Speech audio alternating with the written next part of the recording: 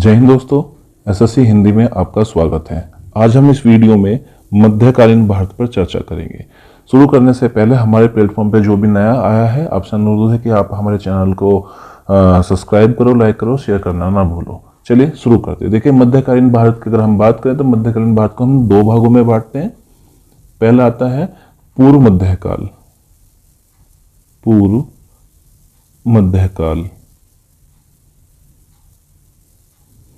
तो पूर्व मध्यकाल का जो समय पीरियड रहता है वो 600 से 1200 ईस्वी तक रहता है, और जबकि दूसरा है उत्तर मध्यकाल। उत्तर मध्यकाल। उत्तर मध्यकाल को हम दो भागों में बांटते हैं। पहला भाग है इसका सल्तनत काल। सल्तनत काल। और दूसरा है मुगल काल।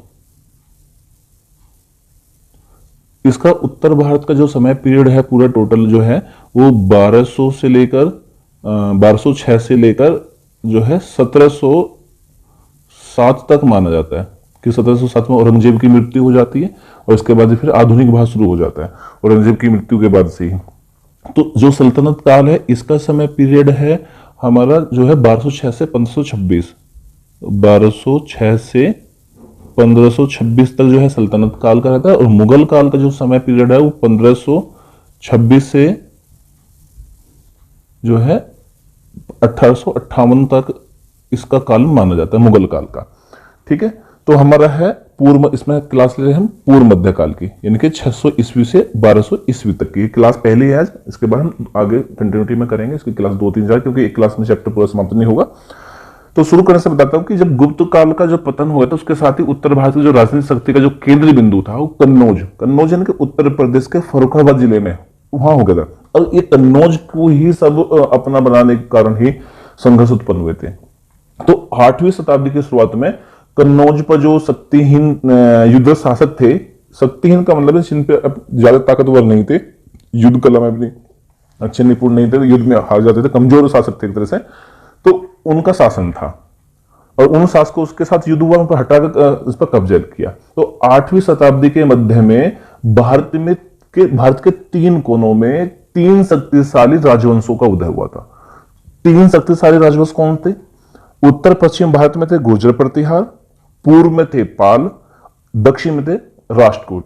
और जब इन तीनों ने आपस में लड़ाई लड़ी उसे बोलते हैं त्रिपक्षीय संघर्ष। यानी कि त्रि का मतलब 3, पक्ष का मतलब पक्ष 3 शक्ति, और संघर्ष का मतलब है युद्ध। तो कन्नौज पर अधिकार के लिए पाल, प्रतिहार व राष्ट्रकूट के बीच में संघर्ष हुआ। इसी को ही हम त्रिपक्षीय संघर्ष कहते हैं। और यह संघर्ष जो है, युद्ध जो है, लगभग 100 वर्ष तक चला। लेकिन बाद में रिजल्ट क्या निकला? गुर्जर प्रतिहार शासक के पक्ष में यह युद्ध रहा, वो जीत गया, और इसका जो शासक था नागभट्ट, वो इसको युद्ध को जीत गया था। इस काल में क्या हुआ? कन्नौज के आसपास के जो उत्तर भारत के क्षेत्र थे उनको सबको मिलाकर क्या गया? मध्य प्रदेश कहा गया था। इस त्रिपक्षीय संघर्ष को किसने शुरू किया था? तो प्रतिहार शासक वत्सराज ने शुरू किया था। किसको? त्रिपक्षीय संघर्ष को जो शुरू किया था वो प्रतिहार शासक वत्सराज ने किया था। वत्सराज जो है कन्नौज के शासक इंदिरा युद्ध में हरा देता है, और उत्तर भारत में गंगा यमुना के जो संगम तक पहुंच जाता है वो युद्ध करता हुआ, और उसको फिर वहां तक जीत लेता है। लेकिन पाल का जो पाल थे, क्या बंगाल के शासक थे, तो जो प्रभाव था वो संगम तक था। जब ये देखा कि यह संगम तक पहुंच गए, हम पे भी पहुंच जाएंगे, तो वे भी युद्ध में शामिल हो जाते हैं। पाल नरेश जो था, इनके पाल का जो नरेश था, राजा था, वो धर्मपाल था, और प्रतिहार नरेश वत्सराज था। के बीच में क्या हो? उत्तर भारत पर शक्ति विस्तार के लिए संघर्ष प्रारंभ हो गया कि हम अपनी शक्ति का विस्तार होगा, कैसे होगा? अगर दूसरे देश को हरा देते तो अपने जो है साम्राज्य का विस्तार कर लेते हो, तो जितना बड़ी साम्राज्य होगा उतनी ताकतवर शक्ति बन जाएगा। तो इसके लिए ये हो गया संघर्ष के, शक्ति का विस्तार के लिए संघर्ष प्रारंभ होकर युद्ध हो गया। और राष्ट्रकूट जो नरेश था, ध्रुव ने इस संघर्ष में हस्तक्षेप किया और सबसे पहले वत्सराज को हराया। अब उसने क्या किया? जब कि 2 बिल्लियां लड़ रही हैं तो तीसरी बिल्ली भी जो उसमें मजे लेने के लिए उतरती है, तो तीसरी बिल्ली क्या थी? जो ये राष्ट्रकूट थी, तीसरी शक्ति। तो इसने क्या किया? जिसको राजा था नरेश, ध्रुव था इसका राजा, तो उसने क्या किया, वो इनके बीच में कूद गया। उसने पहले क्या किया, इसको हरा दिया, वत्सराज को। तो इसमें संघर्ष में, इस युद्ध में भाग लेकर राष्ट्रकूट जो उत्तर भारत की राजनीति में हस्तक्षेप करने वाली और दक्षिण भारत पर आक्रमण करने वाली दक्षिण की प्रथम शक्ति थी। तो ध्रुव ने क्या किया, गंगा और यमुना के जो मध्य जो है इसके बीच में धर्मपाल को हरा दिया, और इस विजय के बाद ध्रुव जो है दक्षिण वापस लौट गया था। ध्रुव के वापस लौटने के बाद क्या है, धर्मपाल ने कन्नौज पर आक्रमण करके इंद्रयुध को राज सिंहासन से अपदस्थ कर दिया, उसे हटा दिया और चक्र युद्ध की गद्दी पर बैठ गया था। अब इसके बाद क्या आता है, नागभट्ट जो द्वितीय है, यानी कि जो वत्सराज का पुत्र था, ने चक्रयुद्ध को हराकर कन्नौज पर अधिकार किया और साथ ही मुंगेर के जो निकट धर्मपाल को भी पराजित कर दिया था। धर्मपाल की जब मृत्यु हो गई उसके बाद नागभट्ट द्वितीय ने कन्नौज को प्रतिहार साम्राज्य की राजधानी बनाया। इस तरह और भी आगे है, चलिए आगे हम माध्यम से समझते हैं कि उत्तर भारत, इसे राजपूत काल भी कहते हैं। देखिए उत्तर भारत को क्या है, उत्तरी भारत को क्या कहते हैं, राजपूत काल भी कहते हैं। राजपूत शब्द का प्रयोग 9वीं शताब्दी से पूर्व नहीं हुआ था, यानी कि जो राजपूत शब्द का प्रयोग था, इसका प्रयोग जो है 9वीं शताब्दी से पहले कभी नहीं हुआ था। राजपूत शब्द संस्कृत के राजपुत्र शब्द का विकृत रूप है। सामंतवाद का उत्कर्ष इस काल की प्रमुख विशेषता थी, जिससे प्रशासनिक विकेंद्रीकरण को बढ़ावा दिया गया। यानी कि सामंतवाद का उत्कर्ष, अभी बताया था मैंने कि हर एक राज्य को अपनी शक्ति का और साम्राज्य का विस्तार करने की होड़ लग रही थी, उस पर युद्ध हुआ था। तो ये इसकी विशेषता रही थी कि शुरू क्यों हुआ, क्या विशेषता रही, तो सामंतवाद का उदय जो है इसकी विशेषता रही थी। इस समय एक शक्तिशाली राजवंश के स्थान पर अनेक राजपूत राजवंशों ने शासन किया, इसलिए इसे राजपूत काल भी कहा जाता है। क्यों कहा गया इसे, कि शक्तिशाली राजवंश तीन ही थे यहाँ पे, गुर्जर प्रतिहार और जो है पाल और राष्ट्रकूट, ये तीन शक्ति थी के स्थान पर अनेक राजपूत राजवंशों ने शासन किया, इसीलिए इसे राजपूत काल भी कहा जाता है। इस काल को इतिहासकारों ने राज्य के अंदर राज्यों का काल भी कहा है। अब बात करते हैं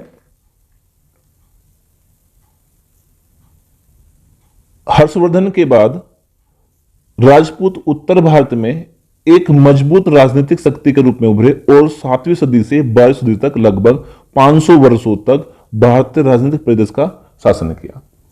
त्रिपक्षीय संघर्ष 750 ईस्वी से 1000 ईस्वी। अब बात करते हैं त्रिपक्षीय संघर्ष। मैंने बताया कि त्रि का मतलब होता है तीन, पक्ष का मतलब तीन पक्षों की लड़ाई होती है, तो त्रिपक्षीय संघर्ष कहते हैं। यानी कन्नौज पर अधिकार करने के लिए हुआ था ये युद्ध।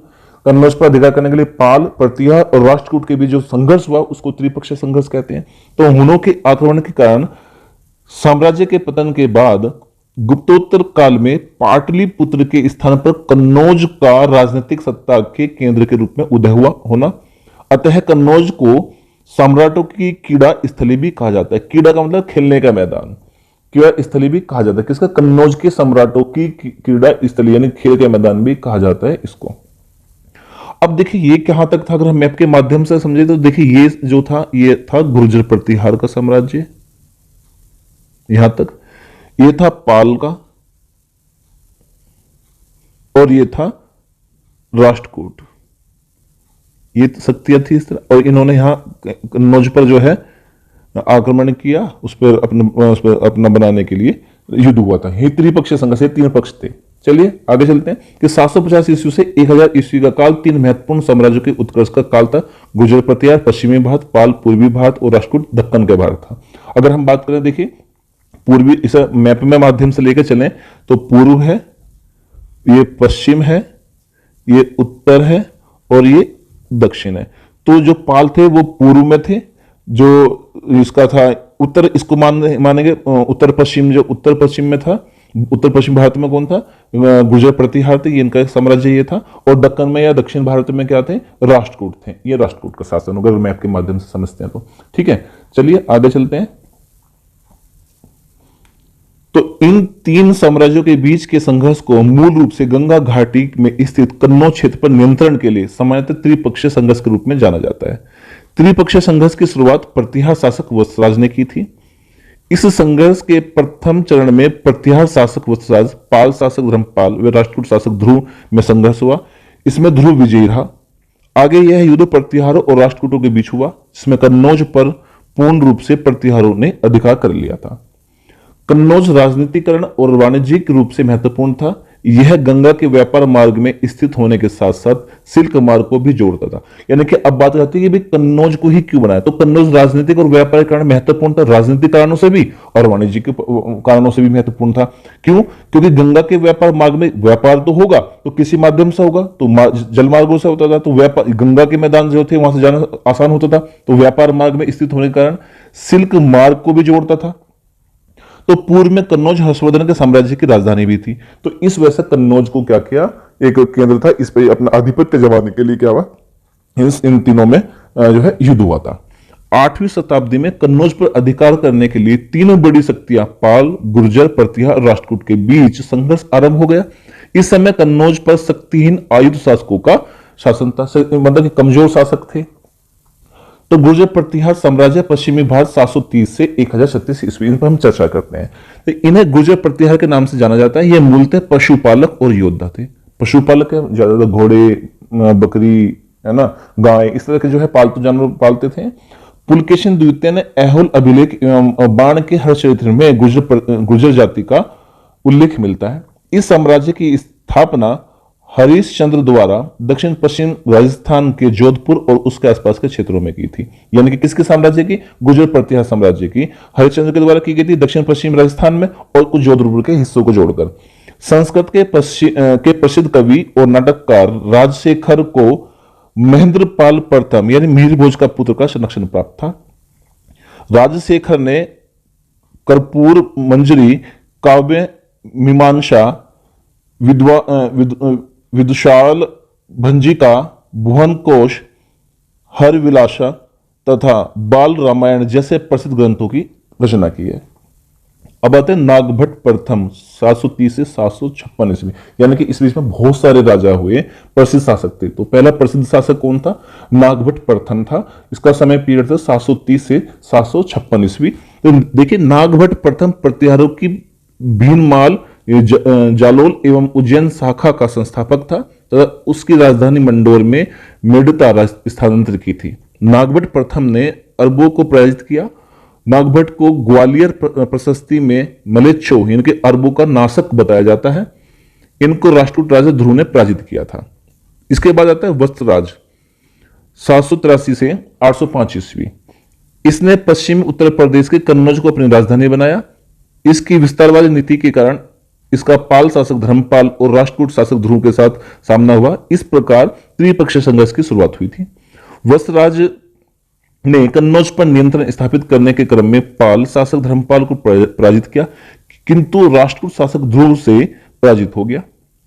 अब नागभट्ट द्वितीय 805 से 833 ईस्वी। इसने कन्नौज और सिंधु गंगा के मैदान पर अधिकार करने के साथ साथ पाल शासकों से बिहार को जीता एवं कन्नौज को राजधानी बनाया। ग्वालियर प्रशस्ति के अनुसार नागभट्ट द्वितीय ने तुरुष्कों मुसलमानों को पराजित किया। इसे बुचकला अभिलेख में परम भट्टारक महाराजा धीराज परमेश्वर कहा जाता है। नागभट्ट द्वितीय ने 833 ईस्वी में गंगा में समाधि ले ली थी। मिहिर भोज प्रथम 836 ईस्वी से 885 ईस्वी प्रतिहार साम्राज्य का वास्तविक संस्थापक और इस वंश का महानतम शासक भोज था। इसकी राजधानी कल्हण एवं अरब यात्री सुलेमान के वृत्तांत से भी प्राप्त होती है। अरब यात्री सुलेमान कहता है कि मिहिर भोज के पास एक विशाल अश्वसेना थी। अश्वसेना का मतलब है घोड़ों की सेना, और यह इस्लाम का बड़ा शत्रु था। इसका साम्राज्य समृद्ध था, राज्य में चोरी नहीं होती थी। यह कितना समृद्ध था कि इसका राज्य में कोई भी चोरी नहीं करता था। मिहिर भोज के ग्वालियर अभिलेख से सर्वप्रथम शून्य यानी कि जीरो का अभिलेखीय प्रमाण मिलता है। मिहिर भोज पाल नरेश देवपाल व राष्ट्रकूट शासक अमोघ वर्ष के सामंत ध्रुव से पराजित हुआ, लेकिन मिहिर भोज ने पाल शासक देवपाल की मृत्यु के बाद इसके उत्तराधिकारियों विग्रहपाल एवं नारायण पाल को पराजित किया था। मिहिर भोज ने कृष्ण द्वितीय को नर्मदा तट पर पराजित किया। भोज ने आदि वराह तथा प्रभास उपाधि धारण की, यानी कि अगर मिहिर भोज की हम बात करें तो उसकी कौन कौन सी उपाधि थी? प्रभास थी, आदि वराह थी। यह वैष्णव धर्म का अनुयायी था। भोज ने द्रम नामक सिक्के भी चलाए थे। तो इनके प्रति भोज मिहिर भोज के द्वारा जो चलाए गए सिक्का था कौन सा? उसको बोलते थे द्रम। इसने अपनी राजधानी कन्नौज में ही बनाई, जिसे महोदया के नाम से जाना जाता है। महेंद्रपाल प्रथम 885 से 910 ईस्वी। इसके दरबार में राजशेखर निवास करते थे। यह राजगुरु थे। इन्होंने महेंद्रपाल को निर्भया राज रघुकुल तिलक कहा। राजशेखर ने नर्मदा नदी के आर्यव्रत एवं दक्षिणावर्त की सीमा माना है। महिपाल प्रथम 912 ईस्वी से 943 ईस्वी। इसके समय बगदाद निवासी अल मसूदी भारत आया था। इसकी पुस्तक मुरुजल जहाब है, यानी कि किसकी? अल मसूदी की लिखी गई पुस्तक है मरुजल साहब। इसके समय में गुर्जर प्रतिहा साम्राज्य का विपरण शुरू हो गया था। इस वंश का अंतिम शासक यशपाल 1036 ईस्वी था। हेन्सवांग ने गुर्जर राज्य के पश्चिमी भाग पर दूसरा सबसे बड़ा राज्य कहा। गहडवाल वंश। गुर्जर प्रतिहार के पतन के बाद चंद्रदेव ने 1080 से 1085 के मध्य गहडवाल राजवंश की नींव कन्नौज में रखी। अब बात करते हैं भाई, देखो गहडवाल वंश यानी कि प्रतिहारों के बाद कन्नौज के वैभव को गढ़वालों ने नया जीवन प्रदान कर दिया था। 1080 से 1085 के बीच जो है चंद्रदेव ने राष्ट्रकूट शासक गोपाल को हराया था और उसके बाद संपूर्ण उत्तर प्रदेश पर अपना अधिकार कर लिया और 1100 ईस्वी तक उसने शासन किया था। चंद्रदेव के बाद मदन चंद्र या मदनपाल शासक हुआ था। मदनपाल का उत्तराधिकारी जो अधिकारी था वो गोविंद चंद्र था, जो 1114 से 1154 तक रहा। ये एक महत्वाकांक्षी शासक था। इसने पालों से मगध की जीत का और मालवा पर अधिकार किया। इसके शासनकाल की विशेषता थी उसके शांति और युद्ध मंत्री लक्ष्मीधर की साहित्यिक कृति कृत्य कल्पत्रु जो थी इसकी थी जो है कृति थी, साहित्यिक कृति थी। तो गोविंद चंद्र के जो पुत्र था विजय चंद्र जो है 1154 से 1170 ईस्वी तक रहा। गढ़वा साम्राज्य को सुरक्षित बनाया था इसने। तो जयचंद्र जो है 1170 से 94 तक इस वंश का अंतिम शक्तिशाली शासक था। कुछ लेखक हुए तो उन्होंने बताया कि आख्यान था कि उसके अनुसार जयचंद्र की पुत्री संयोगिता का पृथ्वीराज तृतीय ने अपहरण कर लिया था।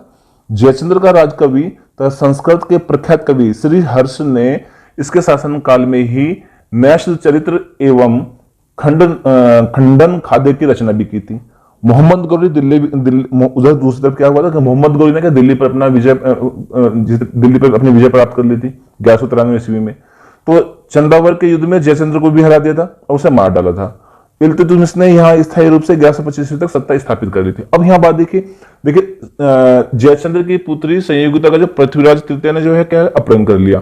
अब उधर जो है जब अपहरण कर लिया इन दोनों की दुश्मनी हो गई। अब दुश्मनी होने की भी उसकी पुत्री को उसका उठा के लेकर भगा के ले गया था उसको, तभी शादी भी कर ली बाद में पृथ्वीराज चौहान ने संयोगिता से।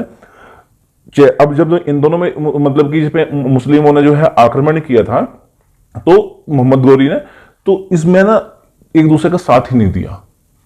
इसी वजह से जो है मुस्लिम लोग का है शासन स्थापित हुआ था। चलिए आगे बढ़ते हैं। तो गहडवाल वंश के शासकों की वंशावली का उल्लेख चन्नापल्ली के गैंगकोड चोलपुरम से प्राप्त अभिलेख में मिलती है। गोविंद चंद्र की बात करें तो गोविंद चंद्र का शासनकाल था 1114 से 1155 ईस्वी या 54 ईस्वी 1155 ईस्वी।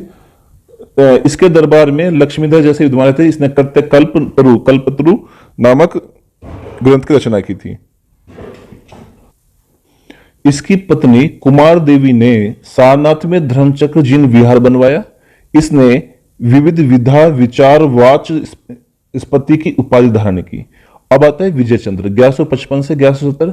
इसने जौनपुर में अटाल देवी के मंदिर का निर्माण किया। देखा अटाला देवी का जो मंदिर है, अटाला देवी का मंदिर किसने बनवाया था? विजय चंद्र ने बनवाया था। कहां? जौनपुर में। ठीक है, ये भी इंपोर्टेंट क्वेश्चन बनता है। जयचंद्र 1170 से 1194 ईस्वी इस वंश का अंतिम शक्तिशाली शासक था। इसने एक राजसूय यज्ञ किया। जयचंद्र के कवि श्री हर्ष को संरक्षण प्रदान किया था। इसने नशिद चरित्र की रचना की। जयचंद्र चंद्रावत के युद्ध में मोहम्मद गौरी से 1194 ईस्वी में पराजित हुआ। इस वंश का अंतिम शासक हरिश्चंद्र था। गहडवाल शासकों ने मुस्लिम व्यापारियों पर मलकर नामक कर लगाया था।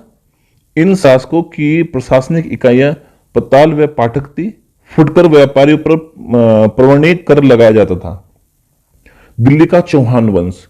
अब आते हैं चौहान वंश। इसमें दिल्ली में देखिए चौहान वंश की अनेक शाखाओं में 7वीं शताब्दी में वासुदेव द्वारा स्थापित शाकंभरी यानी कि अजमेर के निकट के चौहान का इतिहास विशेष स्थान रखता है। इस वंश में क्या हुआ था, अजयराज ने अजय मेरु या अजमेर नगर बसाया था। इस वंश का एक अन्य प्रसिद्ध राजा था विग्रहराज चतुर्थ, यानी कि बीसल देव, विग्रहराज चतुर्थ बीसल देव हुआ था। बीसल देव जो था यशस्वी कवि और लेखक भी था। इसने क्या किया, हरिकेल नामक नाटक लिखा जिसमें कुछ अंश 2.5 दिन का झोपड़ा नामक मस्जिद की दीवार पर उत्कीर्ण कराए थे। महाकवि जो सोमदेव ने बीसल देव की प्रशंसा में ललित विग्रहराज की रचना भी की थी। इस वंश का जो महान शासक था उप पृथ्वीराज तृतीय वह राय पिथोरा था।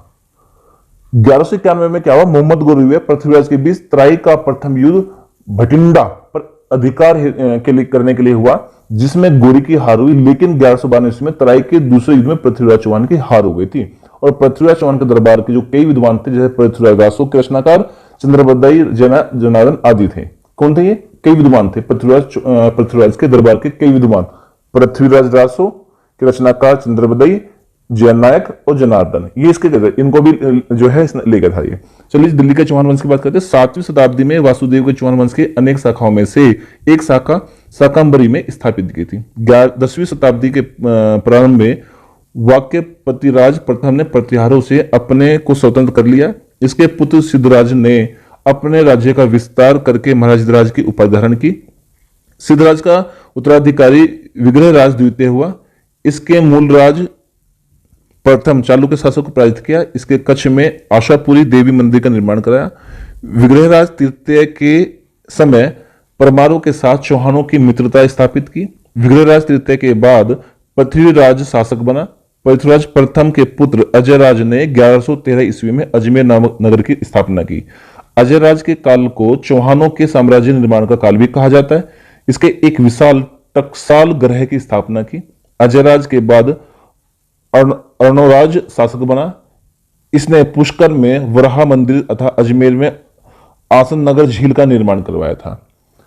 नेक्स्ट है अजय राज का पौत्र विग्रहराज चतुर्थ या बिसल देव 1153 से 1163 ईस्वी में चौहान वंश का एक महत्वपूर्ण एवं शक्तिशाली शासक था। विग्रहराज चतुर्थ एक कवि भी था। इसने संस्कृत में हरकेल नाटक की रचना की। इस नाटक के कुछ अंश 2.5 दिन का झोपड़ा की दीवार पर उत्कीर्ण है।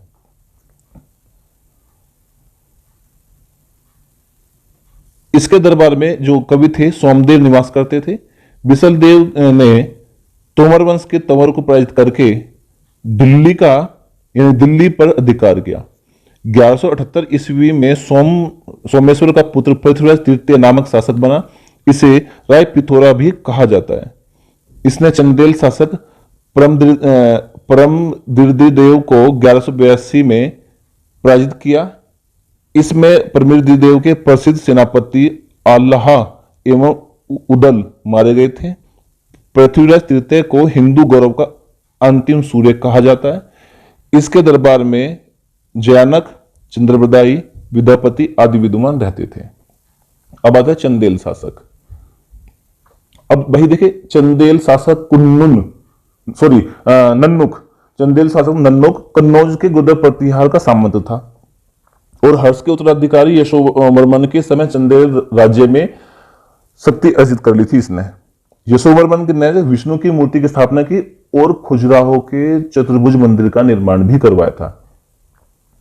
और इस वंश का चंदेल वंश का जो सबसे शक्तिशाली शासक था वो धंगदेव था और इसने महाराज राज की उपाधि धारण की थी तथा कलिंजर के अजय दुर्ग का भी निर्माण इसी ने कराया था। इसके काल में खजुराहो के शिव के प्रसिद्ध मंदिर एवं अन्य बहुत सारे मंदिरों का भी निर्माण हुआ। तो क्या हुआ कि राज जो परिमल जो था चंदेल वंश का अंतिम शासक भी था और इसमें 3 प्रधान नगर बने। चंदेल साम्राज्य के 3 प्रधान नगर थे। एक कालिंजर ये सैनिक नगर था, खजुराहो धार्मिक नगर था और महोबा प्रशासनिक नगर था। चलिए बात करते हैं कि इसकी जो केंद्र था वो बुंदेलखंड है। स्थापना 831 ईस्वी में नुन्नुक ने की थी। बुंदेलखंड क्षेत्र में जेजाक भुक्ति के नाम से भी जाना गया। प्रमुख शासक कौन हुआ? नन्नुक को चंदेलों की स्वाधीनता का वास्तविक जन्मदाता कहा जाता है। धंग ने खजुराहो में वैद्यनाथ विश्वनाथ के मंदिर का निर्माण करवाया। विद्याधर हुआ 1017 से 1029 ईस्वी। विद्याधर ने के समय गजनवी ने आक्रमण किया था, लेकिन गजनवी इन्हें परास्त नहीं कर पाया। चंदेल कला का केंद्र खजुराहो था। इनका कालिंजर दुर्ग प्रसिद्ध है। खजुराहो के मंदिरों में कंदीरिया महादेव का निर्माण विद्याधर द्वारा करवाया गया था। चित्रगुप्त मंदिर एवं सूर्य मंदिर है, इसका निर्माण चंदेलगढ़ ने कराया था। चंदेलों द्वारा प्रथम मंदिर का निर्माण 64 योगिनी मंदिर है। कीर्ति वर्मा 1060 से 1100 ईस्वी, इसके दरबार में श्री कृष्ण मिश्र राजकवि थे। इनका प्रसिद्ध नाटक प्रबोध चंद्रदोय है। परमद्रिदेव परमल 1165 से 1203 ईस्वी इस वंश का अंतिम शासक था। इसकी उपाधि दक्षिणाधिपति थी। 1203 ईस्वी में कुतुबुद्दीन ऐबक ने कालिंजर पर आक्रमण कर चंदेलों के शासन को समाप्त कर दिया था। चंदेल उच्च कोटि के निर्माता थे। इन्होंने बहुत से मंदिर, नागर शैली, झीलों एवं नगरों का निर्माण कराया था। अब आता है मालवा के परमार। परमार शक्ति का उदय 9वीं शताब्दी के प्रत्याहारों के आधिपत्य को नष्ट करके मालवा में हुआ था। इस वंश का प्रथम शासक शियक श्रीहर्ष था। परमारों की जो प्रारंभिक राजधानी उज्जैन तथा दूसरी धार थी। प्रमुख शासक कौन कौन हुए? वाक्यपत्ति मुंज 972 से 994 ईस्वी, इसके समय ही परमारों की शक्ति का उत्कर्ष हुआ था। इसने धार के मुंज सागर झील का निर्माण कराया था। इसके दरबार में पद्मगुप्त, धनंजय, हलायुद्ध जैसे प्रसिद्ध विद्वानों को संरक्षण प्राप्त था। भोज 1000 से 1055 ईस्वी, यह इस वंश के सबसे लोक प्रसिद्ध राजा थे। भोज को अपनी विद्वानता के कारण कविराज कहा जाता था। भोज ने अनेक ग्रंथों की रचना की, जैसे चिकित्सा शास्त्र पर आयुर्वेद सर्वस्व, स्थापत्य शास्त्र पर सम्रागण सूत्रधार, सरस्वती कंठाभरण, योग सूत्र वृत्ति, विद्या विनोद आदि। इन्होंने धारा नगरी में एक महाविद्यालय की स्थापना कर इसमें वाग्देवी की प्रतिमा की प्राण प्रतिष्ठा की। 1305 ईस्वी में अलाउद्दीन खिलजी ने मालवा को दिल्ली सल्तनत में मिला लिया था।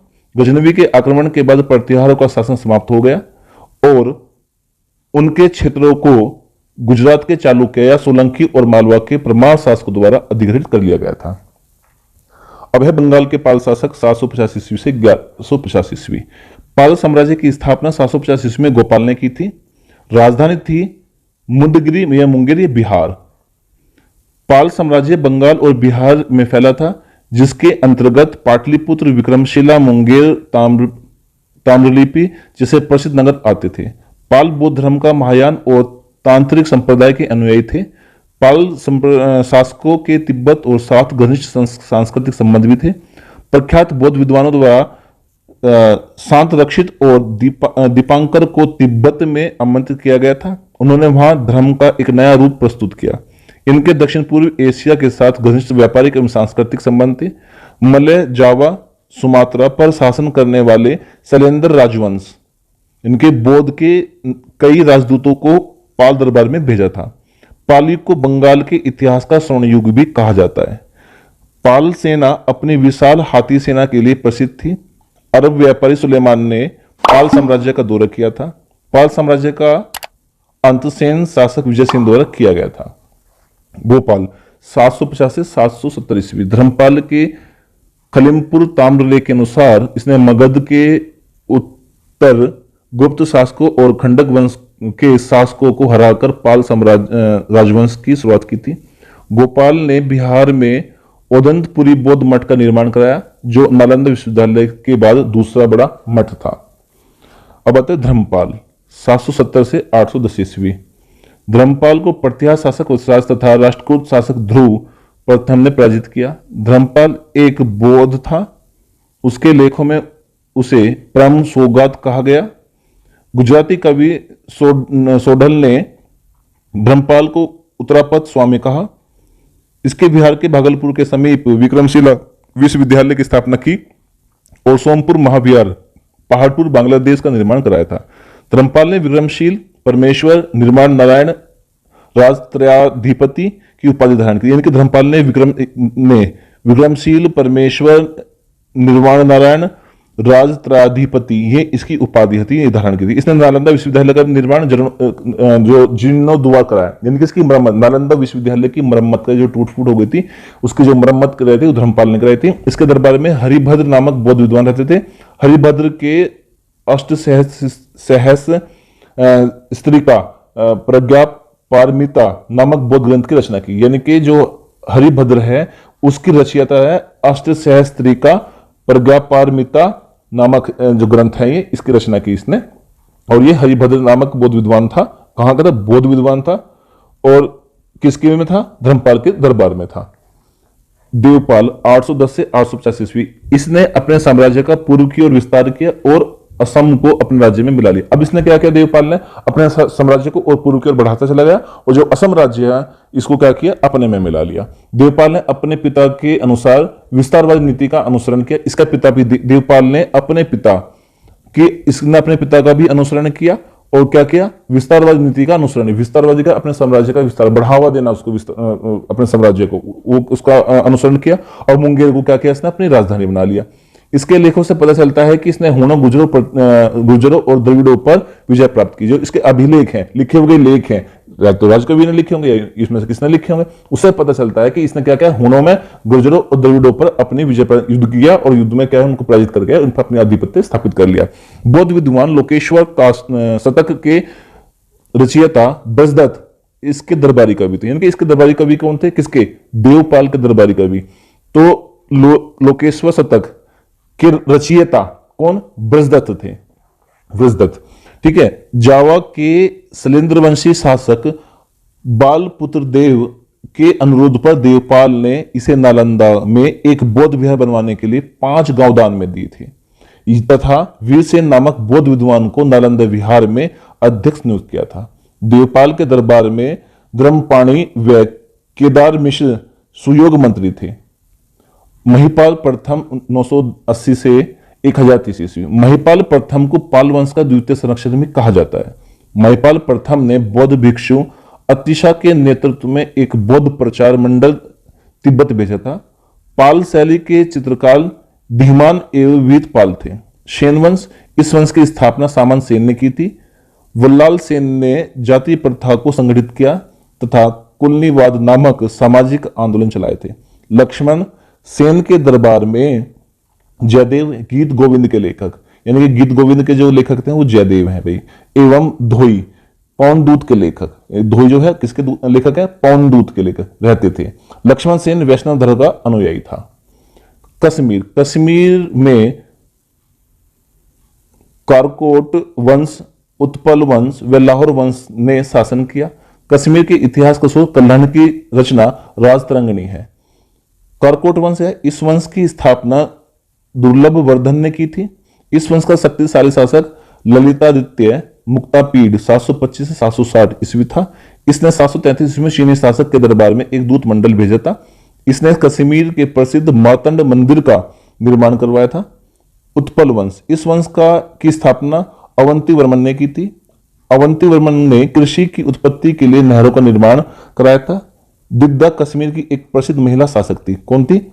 दिद्दा। लोहार वंश, इस वंश का संस्थापक संग्रामराज 1003 से 1028 ईस्वी था। लोहार वंश का राजा हर्ष को कश्मीर का मीरो कहा जाता है। इस वंश का अंतिम शासक जयसिंह 1128 से 1950 ईस्वी था।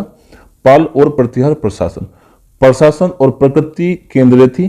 प्रशासन की प्रकृति प्रकाशन की जो प्रकृति थी वो केंद्रीय थी और साम्राज्य को भुक्ति, इनके प्रांत तथा मंडल या विषय जिला में विभाजित किया गया था।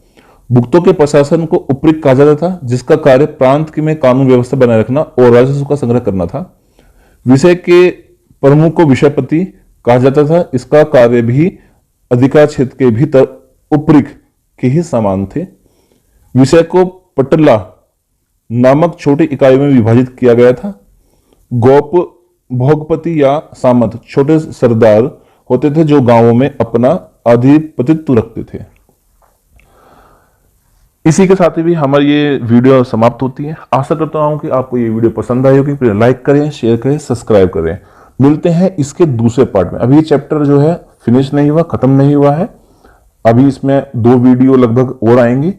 आशा करूंगा कि आप वो वीडियो भी तसल्ली से देखें, ध्यानपूर्वक देखें और अपने नोट्स बनाते चलें, ताकि आपको आने वाले एग्जाम में कोई भी दिक्कत ना हो। किसी भी परेशानी के लिए आप हमें कमेंट करके बताएं, हम आपकी उसी परेशानी का निवारण जरूर करेंगे।